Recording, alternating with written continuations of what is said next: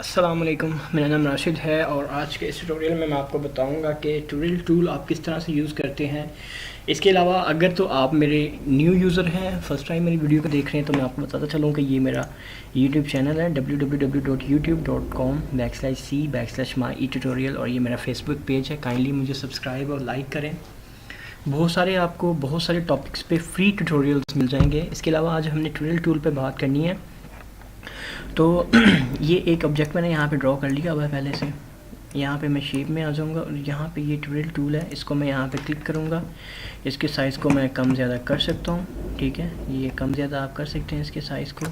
और अगर मैं यहाँ पे कॉर्नर पे आके पहले तो इसकी सिलेक्शन करूँगा, ठीक है, कॉर्नर पे आके इसको मैं लॉन्ग प्रेस करूँगा तो ये कुछ इस तरह से जो है इसके कॉर्नर्स को कन्वर्ट कर देगा, ठीक है, ये ट्विल टूल।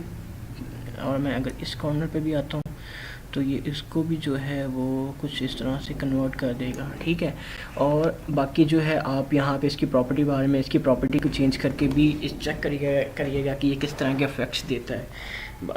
बेसिक मैंने आपको बता दिया कि आप इसको किस तरह से यूज़ करते हैं, ठीक है। और दूसरा, जब हम इसको मज़ीद एडवांस ट्यूटोरियल्स में, मज़ीद एडवांस प्रोजेक्ट्स में यूज़ कर रहे होंगे तो आपको और आसानी से इसकी समझ आ जाएगी।